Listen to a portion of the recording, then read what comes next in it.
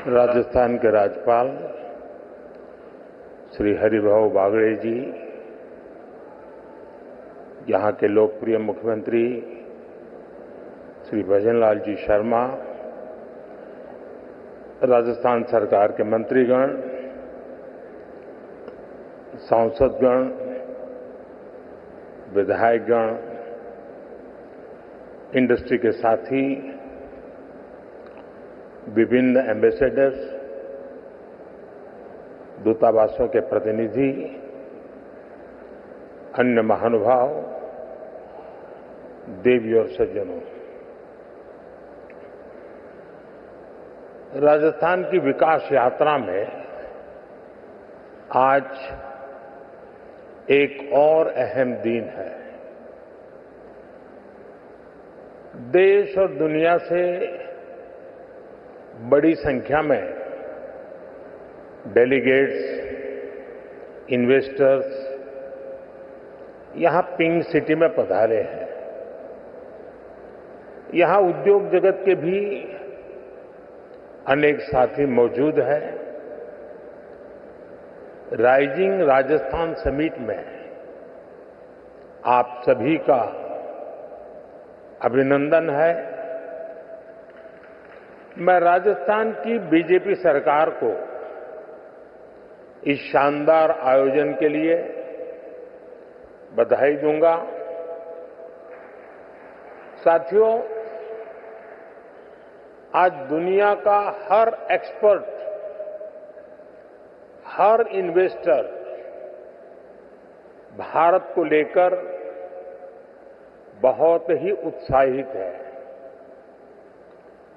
Reform, perform, transform के मंत्र पर चलते हुए भारत ने जो विकास किया है वो हर क्षेत्र में नजर आता है। आजादी के बाद के 7 दशक में भारत दुनिया की 11वीं सबसे बड़ी इकोनॉमी बन पाया था। उसके सामने पिछले 10 वर्ष में भारत 10th लार्जेस्ट इकोनॉमी से 5th लार्जेस्ट इकोनॉमी बना है।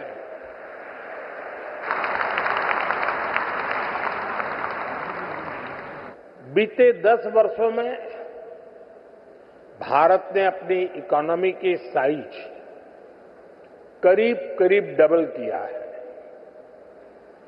बीते 10 वर्षों में भारत का एक्सपोर्ट भी करीब करीब डबल हो गया है। 2014 से पहले के दशक की तुलना में बीते दशक में एफडीआई भी 2 गुना से अधिक हुआ है। इस दौरान भारत ने इंफ्रास्ट्रक्चर का खर्च करीब 2 ट्रिलियन रुपए से बढ़कर 11 ट्रिलियन तक पहुंचा दिया है। साथियों, डेमोक्रेसी, डेमोग्राफी, डिजिटल डेटा और डिलीवरी की पावर क्या होती है, ये भारत की सफलता से पता चलता है। भारत जैसे डाइवर्स देश में डेमोक्रेसी इतनी फल फूल रही है, इतनी सशक्त हो रही है, ये अपने आप में बहुत बड़ी उपलब्धि है। डेमोक्रेटिक रहते हुए मानवता का कल्याण, ये भारत की फिलॉसफी के कोर में है। ये भारत का मूल चरित्र है। आज भारत की जनता अपने डेमोक्रेटिक हक के माध्यम से भारत में स्टेबल गवर्नमेंट के लिए वोट दे रही है।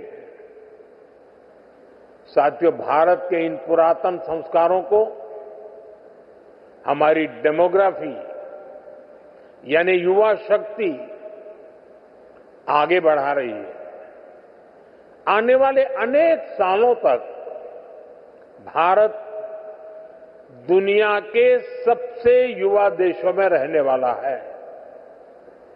भारत में युवाओं का सबसे बड़ा पूल होने के साथ ही सबसे बड़ा स्किल्ड युवा वर्ग भी होगा। इसके लिए सरकार एक के बाद एक कई फैसले ले रही है।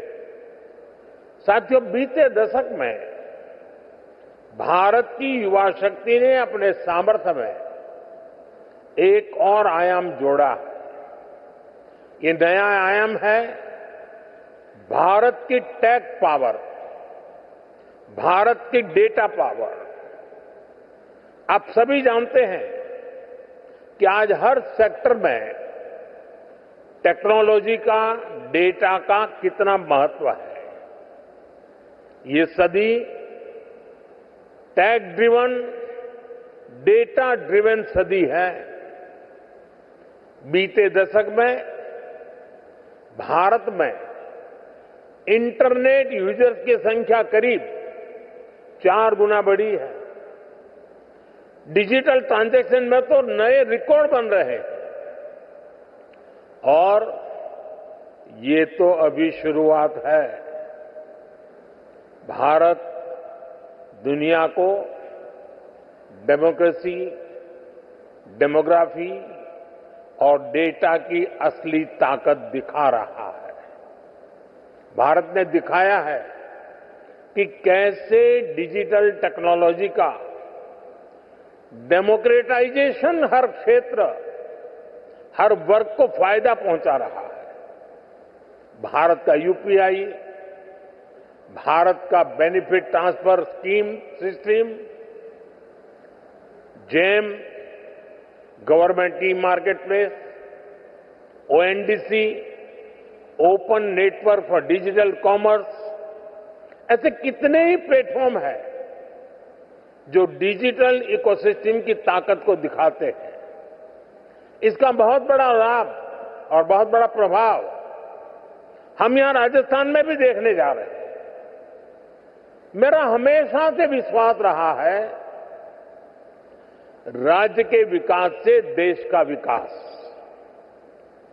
जब राजस्थान विकास की नई ऊंचाई पर पहुंचेगा तो देश को भी नई ऊंचाई मिलेगी। साथियों, क्षेत्रफल के हिसाब से राजस्थान भारत का सबसे बड़ा राज्य है और राजस्थान के लोगों का दिल भी उतना ही बड़ा है।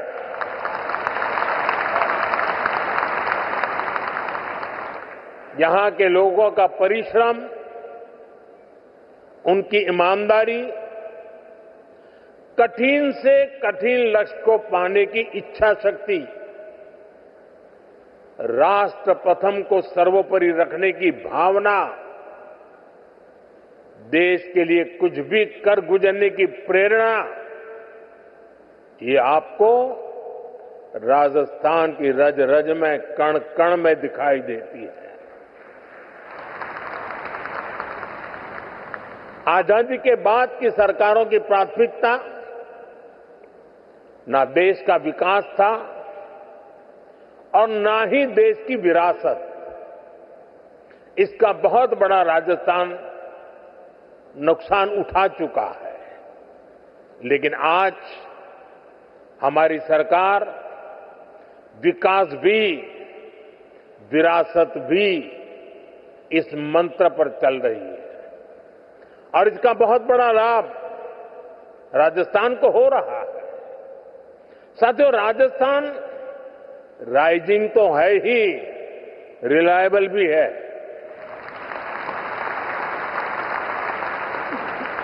राजस्थान रिसेप्टिव भी है और समय के साथ खुद को रिफाइन करना भी जानता है। चुनौतियों से टकराने का नाम है राजस्थान। नए अवसरों को बनाने का नाम है राजस्थान। राजस्थान के इस आर फैक्टर में अब एक और पहलू जुड़ चुका है। राजस्थान के लोगों ने यहां भारी बहुमत से बीजेपी की रिस्पॉन्सिव और रिफॉर्मिस्ट सरकार बनाई है। बहुत ही कम समय में यहां भजनलाल जी और उनकी पूरी टीम ने शानदार काम करके दिखाया है। कुछ ही दिन में राज्य सरकार अपने 1 साल भी पूरे करने जा रहा है। भजनलाल जी जिस कुशलता और प्रतिबद्धता के साथ राजस्थान के तेज विकास में जुटे हैं, वो प्रशंसनीय है। गरीब कल्याण हो, किसान कल्याण हो, युवाओं के लिए नए अवसरों का निर्माण हो, सड़क, बिजली, पानी के काम हो, राजस्थान में हर प्रकार के विकास, उससे जुड़े हुए सारे कार्य तेजी से हो रहे हैं। क्राइम और करप्शन को कंट्रोल करने में जो तत्परता यहां सरकार दिखा रही है, उसे नागरिकों और निवेशकों में नया उत्साह आया है। साथियों, राजस्थान के राइज को और ज्यादा फील करने के लिए राजस्थान के रियल पोटेंशियल को रियलाइज करना बहुत जरूरी है। राजस्थान के पास नेचुरल रिसोर्सेज का भंडार है। राजस्थान के पास आधुनिक कनेक्टिविटी का नेटवर्क है, एक समृद्ध विरासत है, एक बहुत बड़ा लैंडमास है और बहुत ही समर्थ युवा शक्ति भी है। यानी रोड से लेकर रेलवे तक, हॉस्पिटैलिटी से हैंडीक्राफ्ट तक, फार्म से लेकर फोर्ट तक राजस्थान के पास बहुत कुछ है। राजस्थान का ये सामर्थ्य राज्य को इन्वेस्टमेंट के लिए बहुत ही अट्रैक्टिव डेस्टिनेशन बनाता है। राजस्थान की एक और विशेषता है, राजस्थान में सीखने का गुण है, अपना सामर्थ्य बढ़ाने का गुण है और इसलिए तो अब यहां रेतीले धोरों में भी पेड़ फलों से लद रहे हैं। जैतून और जैट्रोपा की खेती का काम बढ़ रहा है। जयपुर की ब्लू पॉटरी, प्रतापगढ़ की थेवा ज्वेलरी और भीलवाड़ा का टेक्सटाइल इनोवेशन, इनकी अलग ही शान है। मकराना के मार्बल और कोटा डोरिया की पूरी दुनिया में पहचान है। नागौर के पान मेथी की खुशबू भी निराली है और आज की बीजेपी सरकार हर जिले के सामर्थ्य को पहचानते हुए काम कर रही है। साथियों, आप भी जानते हैं, भारत के खनिज भंडार का बहुत बड़ा हिस्सा राजस्थान में है। यहां zinc, lead, copper, marble, limestone, granite, potash जैसे अनेक मिनरल्स के भंडार है। ये आत्मनिर्भर भारत की मजबूत नींव है। राजस्थान भारत की एनर्जी सिक्योरिटी में बहुत बड़ा कंट्रीब्यूटर है। भारत ने इस दशक के अंत तक 500 गीगावाट रिन्यूएबल एनर्जी कैपेसिटी बनाने का टारगेट रखा है। इसमें भी राजस्थान बहुत बड़ी भूमिका निभा रहा है। भारत के सबसे बड़े सोलर पार्क में से अनेक पार्क यहां पर बन रहे हैं। साथियों, राजस्थान दिल्ली और मुंबई जैसे इकोनॉमी के दो बड़े सेंटर्स को जोड़ता है। राजस्थान महाराष्ट्र और गुजरात के पोर्ट्स को नॉर्दर्न इंडिया से जोड़ता है। आप देखिए, दिल्ली मुंबई इंडस्ट्रियल कॉरिडोर का 250 किलोमीटर हिस्सा राजस्थान में है। इससे राजस्थान के अलवर, भरतपुर, दौसा, सवाई माधोपुर, टोंक, बूंदी और कोटा ऐसे जिलों को बहुत फायदा होगा। डेडिकेटेड फ्रेट कॉरिडोर जैसे आधुनिक रेल नेटवर्क का 300 किलोमीटर हिस्सा राजस्थान में है। ये कॉरिडोर जयपुर, अजमेर, सीकर, नागौर और अलवर जिलों से होकर गुजरता है। कनेक्टिविटी के इतने बड़े प्रोजेक्ट्स का सेंटर होने के कारण राजस्थान निवेश के लिए बेहतरीन डेस्टिनेशन है। खासतौर पर ड्राई पोर्ट्स और लॉजिस्टिक्स सेक्टर के लिए तो यहां अपार संभावनाएं हैं।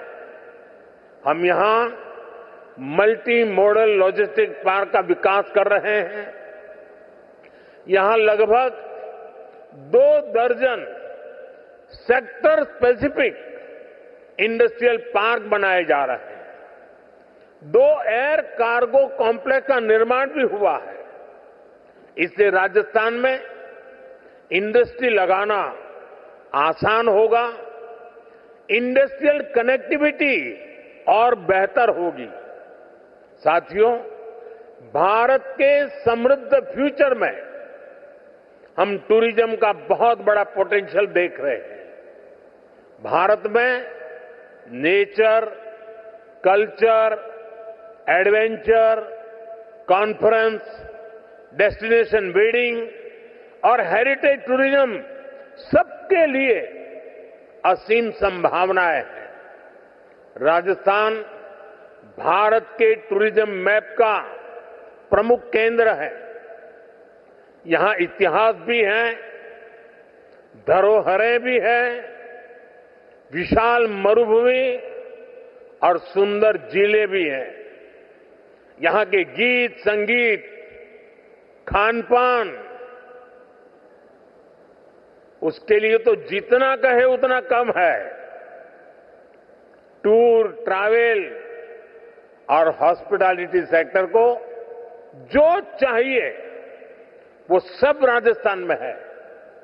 राजस्थान दुनिया के उन चुनिंदा स्थानों में से एक है जहां लोग शादी ब्याह जीवन के पलों को यादगार बनाने के लिए राजस्थान आना चाहते हैं। राजस्थान में वाइल्ड लाइफ टूरिज्म का भी बहुत अधिक स्कोप है। रणथंभौर हो, सरिस्का हो, मुकुंदरा हिल्स हो, केवलादेव हो, ऐसे अनेक स्थान हैं जो वाइल्ड लाइफ को पसंद करने वालों के लिए स्वर्ग है। मुझे खुशी है कि राजस्थान सरकार का अपने टूरिस्ट डेस्टिनेशंस, हेरिटेज सेंटर्स को बेहतर कनेक्टिविटी से जोड़ रही है। भारत सरकार ने लगभग अलग अलग थीम सर्किट से जुड़ी योजनाएं भी शुरू की है। 2014 से 2014 के बीच 10 साल में भारत में 5 करोड़ के आसपास विदेशी टूरिस्ट आए थे, जबकि 2014 से 2024 के बीच भारत में 7 करोड़ से ज्यादा विदेशी टूरिस्ट आए हैं। और आप ध्यान दीजिए, इन 10 वर्षों में पूरी दुनिया के 3-4 साल तो कोरोना से लड़ने में निकल गए थे। कोरोना काल में टूरिज्म ठप पड़ा था। इसके बावजूद भारत में आने वाले टूरिस्ट की संख्या इतनी ज्यादा बढ़ी है, भारत ने अनेक देशों के टूरिस्ट को ई वीजा की जो सुविधा दी है, उससे विदेशी मेहमानों को बहुत मदद मिल रही है। भारत में आज डोमेस्टिक टूरिज्म भी नए रिकॉर्ड बना रहा है। उड़ान योजना हो, वंदे भारत ट्रेनें हो, प्रसाद स्कीम हो, इन सभी का लाभ राजस्थान को मिल रहा है। भारत के वाइब्रेंट विलेज जैसे कार्यक्रमों से भी राजस्थान को बहुत फायदा हो रहा है। मैंने देशवासियों से मेड इन इंडिया का आह्वान किया है। इसका फायदा भी राजस्थान को होना तय है। राजस्थान में heritage tourism, film tourism, eco tourism, rural tourism, border area tourism, इसे बढ़ाने की अथाह संभावनाएं हैं। इन क्षेत्रों में आपका निवेश राजस्थान के टूरिज्म सेक्टर को ताकत देगा और आपका बिजनेस भी बढ़ाएगा।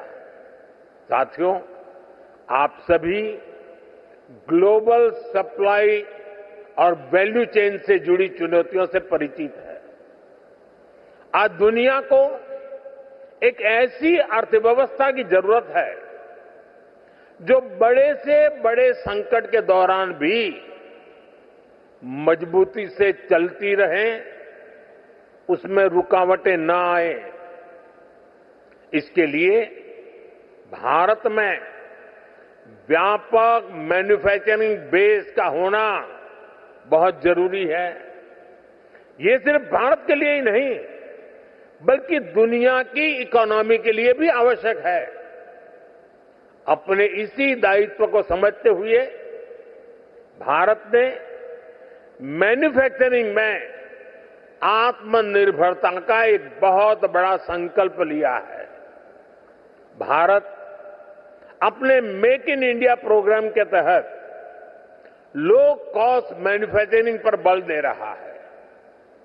भारत के पेट्रोलियम प्रोडक्ट्स, भारत की दवाएं और वैक्सीन, भारत का इलेक्ट्रॉनिक सामान, इसमें भारत की रिकॉर्ड मैन्युफैक्चरिंग से दुनिया को बहुत बड़ा फायदा हो रहा है। राजस्थान में से भी बीते वर्ष करीब करीब 84,000 करोड़ रुपए का एक्सपोर्ट हुआ है। 84,000 करोड़ रुपीस। इसमें इंजीनियरिंग गुड्स, जेम्स और jewellery, textiles, handicraft, agro food products भी शामिल है। साथियों, भारत में मैन्युफैक्चरिंग बढ़ाने में पीएलआई स्कीम का रोल भी लगातार बढ़ता जा रहा है। आज इलेक्ट्रॉनिक्स, स्पेशलिटी स्टील, ऑटोमोबाइल्स और auto components, solar PV, pharmaceutical drugs, इन सेक्टर्स में बहुत अधिक उत्साह है। पीएलआई स्कीम के कारण करीब 1.25 लाख करोड़ रुपए का इन्वेस्टमेंट आया है। करीब 11 लाख करोड़ रुपए के प्रोजेक्ट बने हैं और एक्सपोर्ट में 4 लाख करोड़ रुपए की बढ़ोतरी हुई है।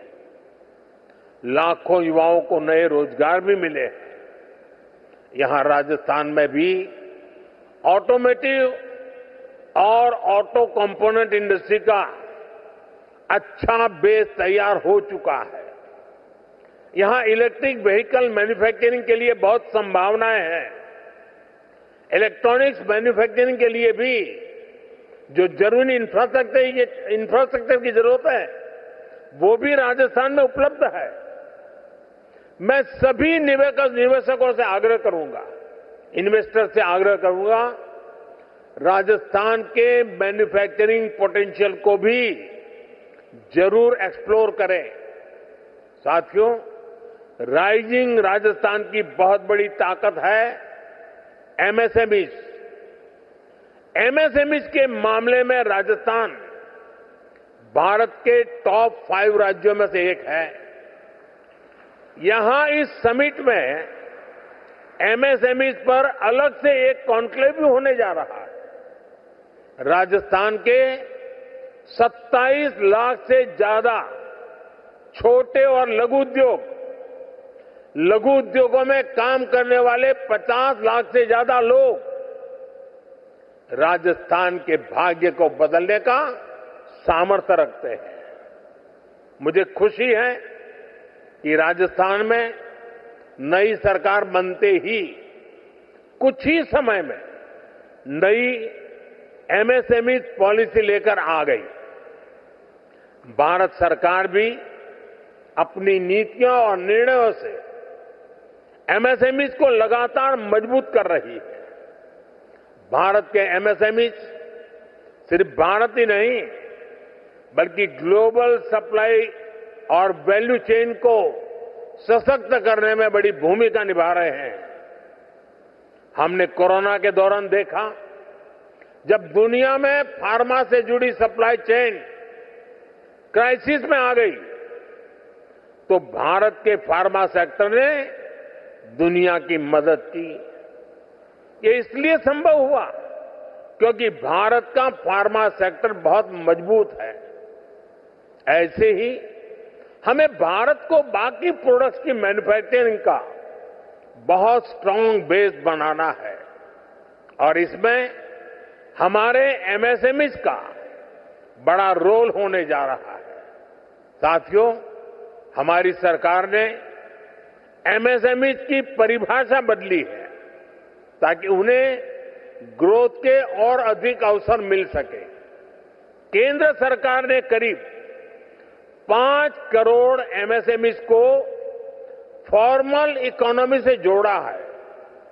इससे इन उद्योगों के लिए एक्सेस टू क्रेडिट आसान हुआ है।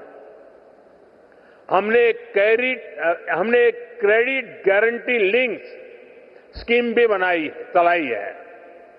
इसके तहत छोटे उद्योगों को करीब 7 लाख करोड़ रुपए की मदद दी गई है। बीते दशक में एमएसएमईज के लिए क्रेडिट फ्लो 2 गुना से अधिक बढ़ चुका है।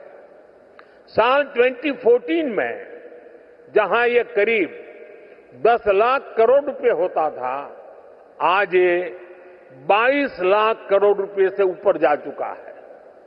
इसका राजस्थान भी बहुत बड़ा लाभार्थी रहा है। एमएसएमईज की ये बढ़ती ताकत राजस्थान के विकास को एक नई ऊंचाई पर ले जाएगी। साथियों, हम आत्मनिर्भर भारत के नए सफर पर चल चुके हैं। आत्मनिर्भर भारत का अभियान, ये विजन ग्लोबल है और उसका इंपैक्ट भी ग्लोबल है। सरकार के स्तर पर हम whole of the government approach के साथ आगे बढ़ रहे हैं। इंडस्ट्रियल ग्रोथ के लिए भी हम हर सेक्टर, हर फैक्टर को एक साथ बढ़ावा दे रहे हैं। मुझे पूरा भरोसा है कि सबका प्रयास की यही भावना विकसित राजस्थान बनाएगी, विकसित भारत बनाएगी। साथियों, यहां देश और दुनिया से अनेक डेलीगेट्स आए हैं। बहुत सारे साथियों की ये पहली भारत यात्रा होगी। हो सकता है राजस्थान की भी उनकी पहली यात्रा हो। आखिर मैं यही कहूंगा, स्वदेश लौटने से पहले आप राजस्थान को, भारत को जरूर एक्सप्लोर करें। राजस्थान के रंग बिरंगे बाजारों का शॉपिंग एक्सपीरियंस, यहां के लोगों की जिंदा दिली, ये सब कुछ आप कभी भी नहीं भूलेंगे। एक बार फिर सभी निवेशकों को राइजिंग राजस्थान के संकल्प को, आप सभी को बहुत बहुत शुभकामनाएं। धन्यवाद।